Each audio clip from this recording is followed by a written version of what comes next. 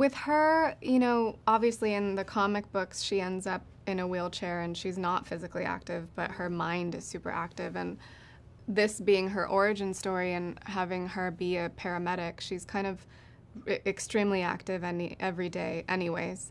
And when it comes to the fight scenes, I really wanted her to feel quite scrappy and primal and real and human, because she doesn't have,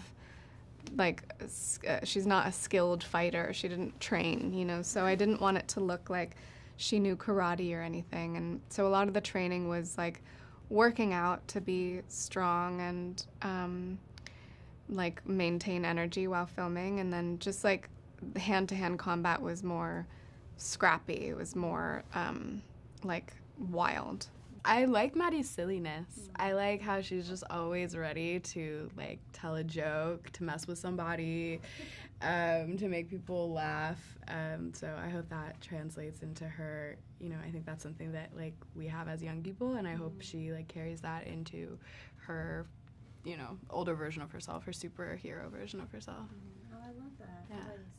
Julia always tries to have everyone getting along and be on the same page, and she likes to release the tension as much as she can, and I feel like that's also something that she should bring into being a superhero, is mediating.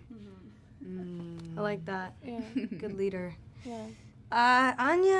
Anya's very intelligent. She really loves math, and she's really good at physics and kind of calculating things, I guess.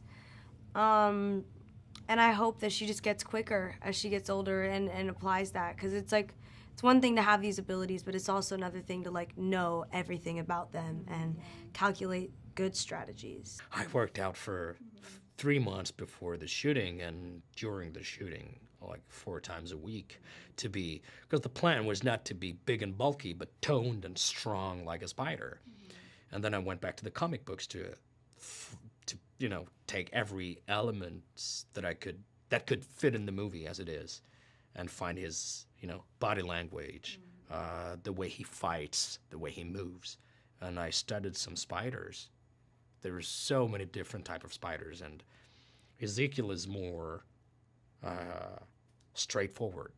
Point A to point B. Boom, I have a goal, and I will relentlessly destroy everything that's on my way to make it happen. Well, I think what was so great about Madam Web is she is a standalone, but she does helm from the Amazing Spider-Man comics, so I definitely wanted to sort of homage and be reverential to that for sure. And I think in every hero's journey, all the way back to sort of even Star Wars, Feel the Force, they always have somebody giving them that guiding light, And I think in our story, she has to, embrace the responsibility of being a protector before she can fully realize her power. Definitely some Easter eggs from the comics, for sure. I wonder who will pick up on the name of the diner or the thing that Maddie wants to eat at the diner. Those are a couple of things in there. A few things throughout, yeah. But I think more of the fun is, and there's definitely an homage actually to the original writers of the comics. They're in there because I'm a big believer that, we can't do anything without that source material.